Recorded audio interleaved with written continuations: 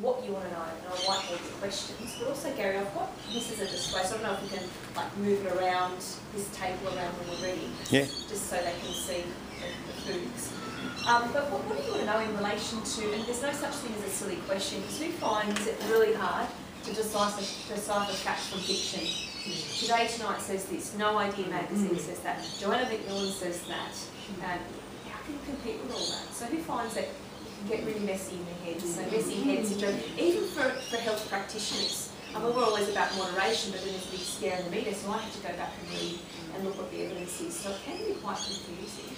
But in relation to carbohydrates, which include sugars, protein and carbs, what would you like to know? Are there any specific questions that you'd like me to answer?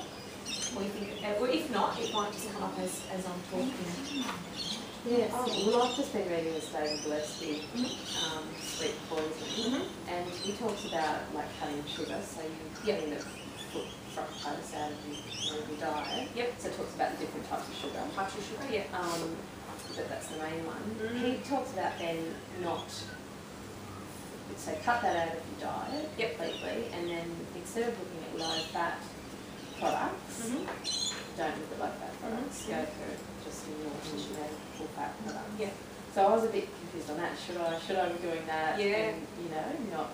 Well, I find that confusing because you look at low-fat, but it's high sugar. I was at the supermarket checkout one day. A couple of months ago, and I had some yogurt, some low-fat yogurt in my trolley, and a lady in front of me said, "Can I just comment?" All right.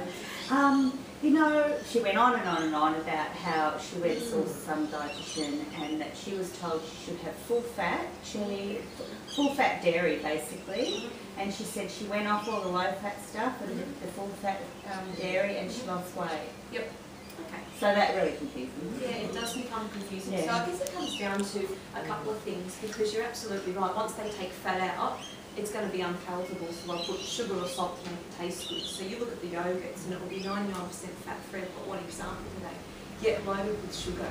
So there are two things, and the dietitian's right on some part. If you want full-fat yogurt, full-fat cheese, what would you need to do to make sure you don't over-consume portion. So what that means is the trade-off is, if you look at a tub of diet yogurt, you've probably seen like you get Yoplait Forme. Some people like the diet yogurts, that's one portion. But if you want a really creamy, thick yogurt, you do half of it.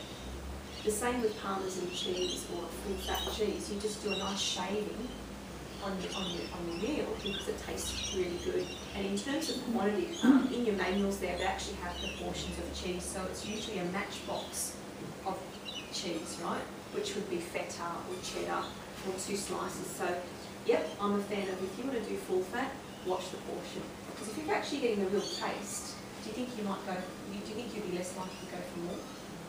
Potentially, it just depends if you've got an addiction to cheese or chocolate.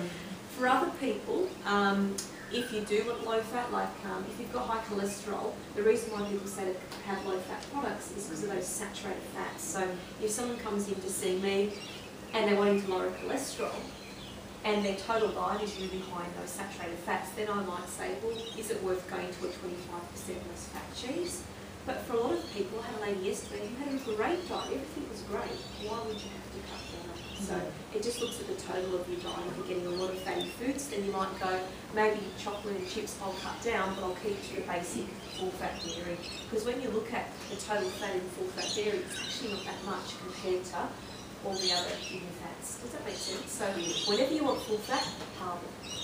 And if you can think of that, that means you can go and eat anything. Because does anyone freak out when you do go on holidays, when you go to someone's place and you go, it's not the foods I normally have? If you know it's full fat, halve it.